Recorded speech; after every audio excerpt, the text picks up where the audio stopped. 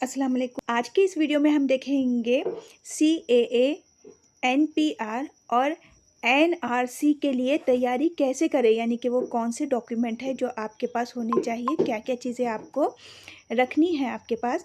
किसी शख्स के क़ानूनी तौर पर हिंदुस्तानी शहरी होने के हवाले से जो शहरियत एक्ट है, सिटीज़नशिप एक्ट जो है 1955, तो इसके हिसाब से अगर हम देखें तो कौन कौन से हमें काम करना है, यानी कि कौन कौन से डॉक्यूमेंट हमारे पास होने चाहिए। तो ये उर्दू में है और नॉर्मल हम इसे समझ लेते हैं कि कौन कौन सी चीज़ें होनी चाहिए। तो देखिए क्या क्या होना चाहिए हमारे पास।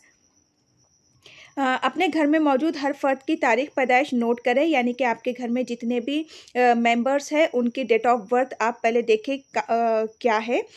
उन तारीख़ पैदाइश को 3 हिस्सों में तक़सीम करें, यानी कि जो डेट ऑफ बर्थ है ना उसको 3 पार्ट्स में आपको डिवाइड करना है। अब कैसे देखना है?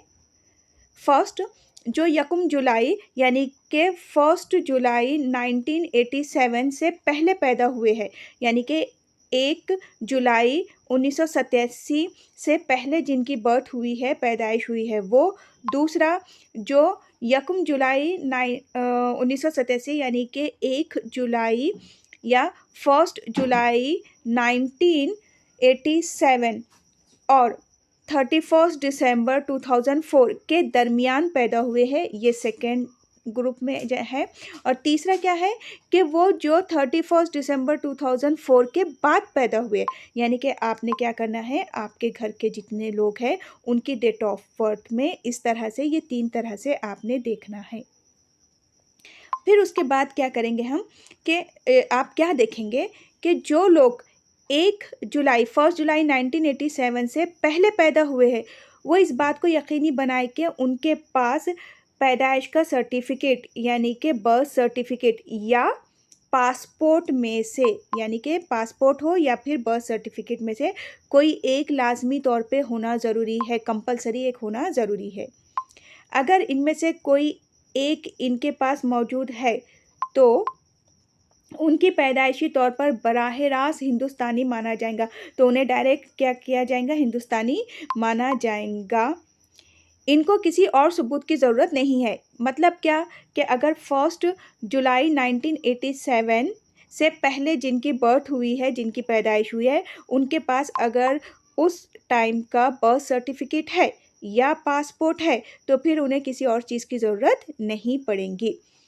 दूसरी चीज़ क्या है कि 1 जुलाई 1987 के बाद पैदा होने वाले तमाम अफराद इस बात को यकीनी बनाए कि उनके पास पैदाइश का सर्टिफिकेट ज़रूर मौजूद हो, यानी कि बर्थ सर्टिफिकेट उनके पास होना ज़रूरी है।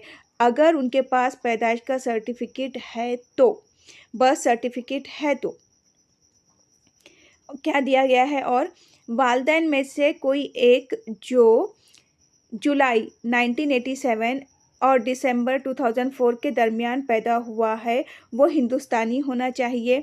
दूसरा, उनके वालिदैन में से किसी एक का सन पैदाइश, नाम पैदाइश के सर्टिफिकेट या पासपोर्ट पर यकसा होना चाहिए। अगर ऐसा है तो वो भी नस्ल के लिहाज से हिंदुस्तानी माने जाएंगे और उन्हें किसी सबूत की फिर ज़रूरत नहीं पड़ेगी।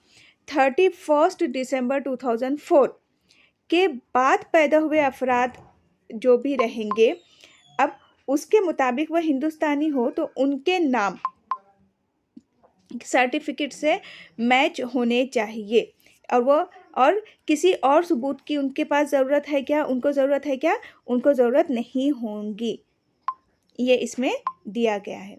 अब उसके बाद है हमें और कौन सी चीज़ें देखना है कि Aadhaar card, PAN card, ration card के ज़रिए पासपोर्ट बनवाया जा सकता है और ये ज़्यादा मुश्किल काम नहीं है। तो आप क्या करो, अपना पासपोर्ट आप रेडी कर लो। आप लोग अपने पासपोर्ट या फिर पैदाइश का सर्टिफिकेट आपके पास, पैदाइश सर्टिफिकेट यानी कि बर्थ सर्टिफिकेट आपके पास ले लो।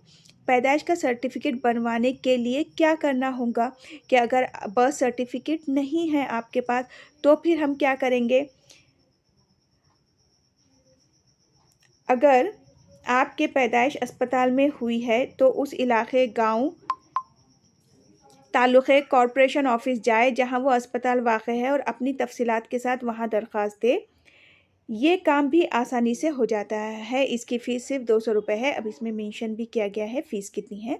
उसके बाद अगर आप घर में पैदा हुए हैं तो नोटरी तस्दीक के साथ एक हल्फनामा तैयार कर ले कि आपके पास पैदाइश का सर्टिफिकेट नहीं है, फिर उसे अपने गांव ताल्लुक़े कॉरपोरेशन ऑफिस में जमा कर दे।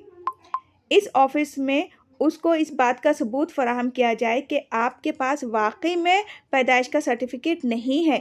इस सबूत को आप डिस्ट्रिक्ट कोर्ट में जमा करवा दें।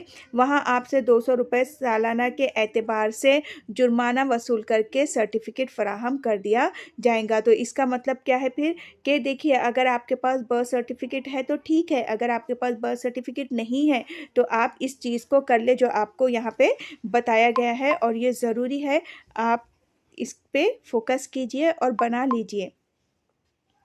अब यहाँ पर क्या हो जाएगा, काम मुकम्मल हो जाएगा। अगर इस तरह से आपका काम हो गया तो यहाँ पे आपके घर के जितने भी मेंबर्स हैं तो उनके ना सारे लोगों के ये जो डॉक्यूमेंट्स है वो रेडी हो जाएंगे। काफ़ी मदद मिलेंगी और आगे भी आप इस वीडियो को इस मालूमात को शेयर करें। इसमें ये बताया गया है तो आपके लिए ज़रूरी है कि आप इतनी चीज़ें आप देख लीजिए और अपने फैमिली मेम्बर्स के लिए भी सारी ये चीज़ें आप बनवा के रख लीजिए और अपने ख़ुद के लिए भी आप कर लीजिए। और ज़्यादा से ज़्यादा इस वीडियो को आप फॉरवर्ड कीजिए। अगर किसी को नहीं पता है तो उन तक ये इन्फॉर्मेशन चली जाएंगी। और दुआ में याद रखिए। अल्लाह हाफ़िज़।